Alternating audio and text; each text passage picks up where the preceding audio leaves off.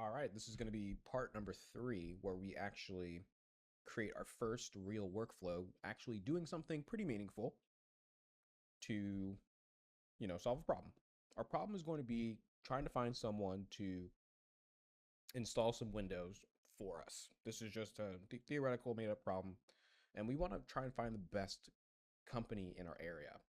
So we're going to try to look up a bunch of them and then pick from whichever one has the best rating, is the closest, our criteria. So how do we do that? The first thing we would want to do is to go ahead and go on Google Maps and get some data about the thing we're looking for, window installers. So you want to use this website here. It's called Serper. I'm going to go ahead and look for it on Google first because I'm logged in. And basically what Serper does is this is representing like Google, like search or Google Maps, turns that into structured data that we can then use to do a thing. You can search more than just like typing something in. You can do maps, places.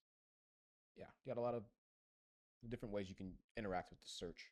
For Google, here's what it costs, but they do give you 2,500 free credits.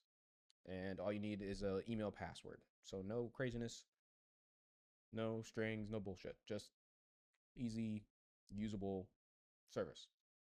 You need more, you pay more. But this is what we're using.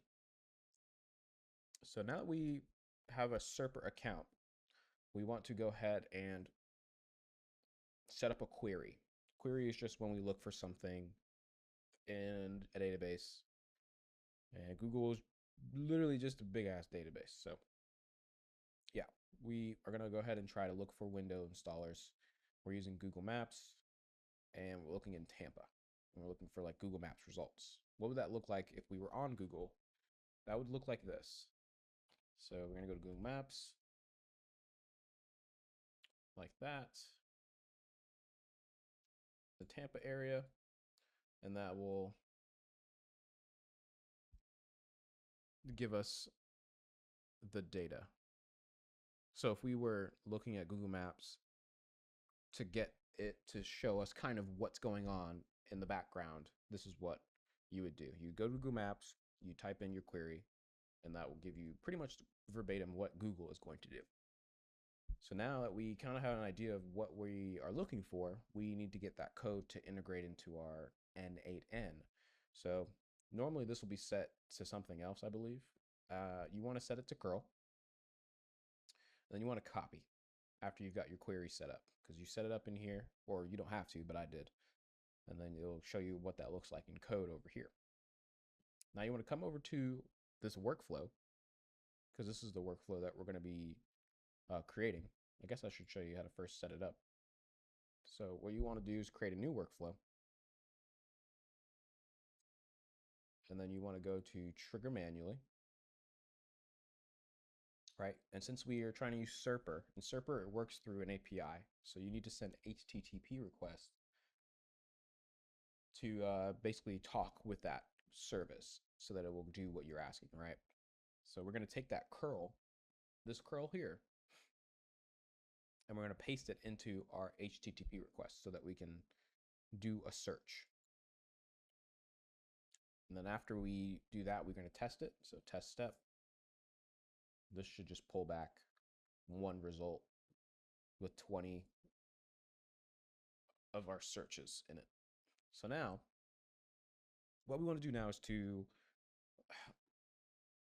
look at the code. And then what do we see? We see that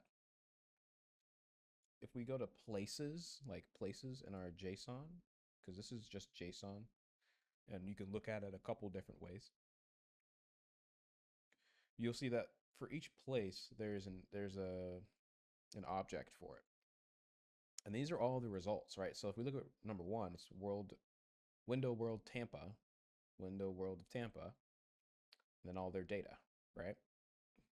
Hours, address, location, all that stuff.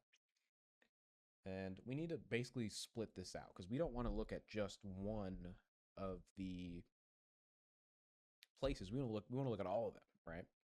And the way this is set up, we'd have to basically scroll down for a real long time while we're like reading through and trying to make sense of the data. But there's actually a node that'll do that for you, and it's called split out. And we're going to take all of the places that is in this part of the object, and we're going to test this, and it should split it into 20 results. So instead of looking at like a super long list over here, and this is all of them in like a list, where and they're all in the same object. It splits them out and makes them into individual pieces of JSON that you can then interact with, which is great because now we can do stuff with each one individually. But we don't really want all this data, right? We don't want all of it. We want some things, but not all things. So we're gonna go to set, or we need to edit the fields. We need to remove some. So we're gonna go to set fields. This is the node where it lets you basically, like, if you have a lot of JSON and a lot of it's junk, it'll let you reorder it and, change the way it shows up.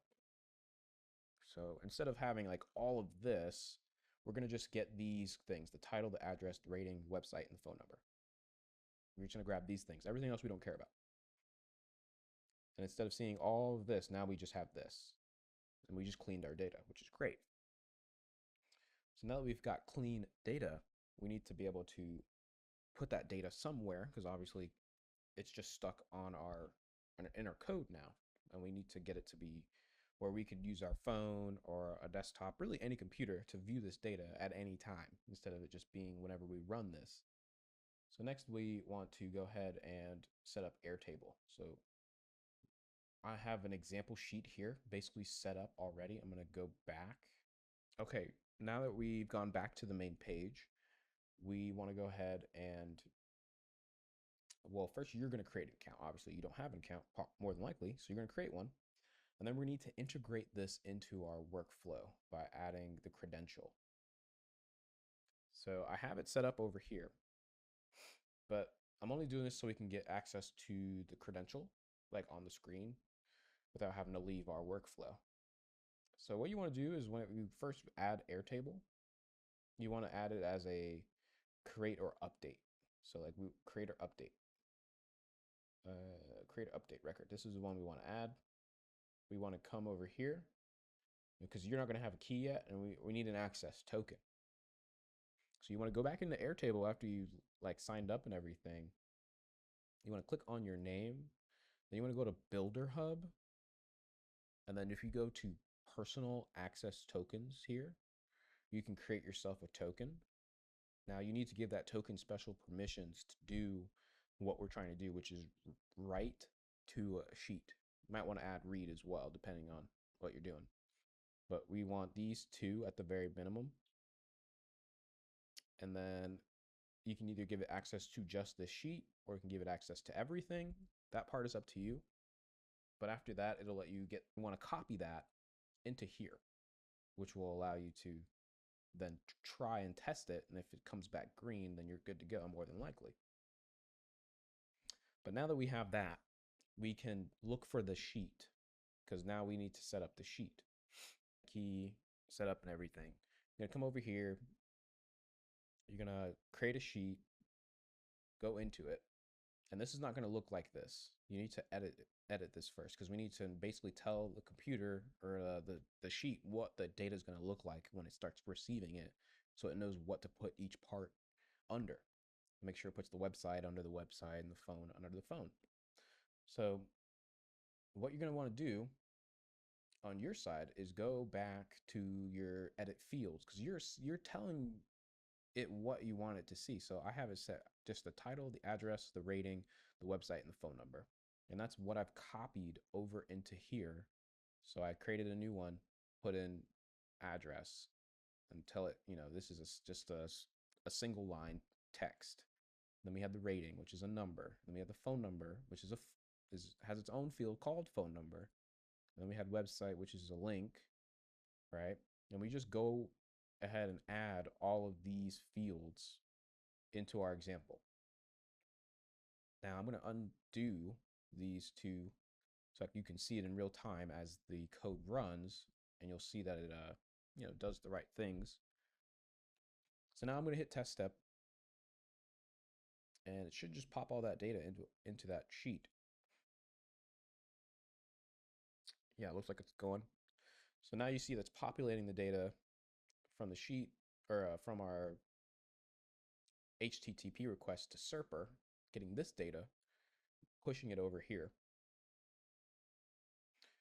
And this is a pretty like common thing to do. Like I do this pretty often, taking some data from somewhere, a website, another file, wherever, and then moving it to somewhere else, or doing something with it and then saving the results of that thing I did, right?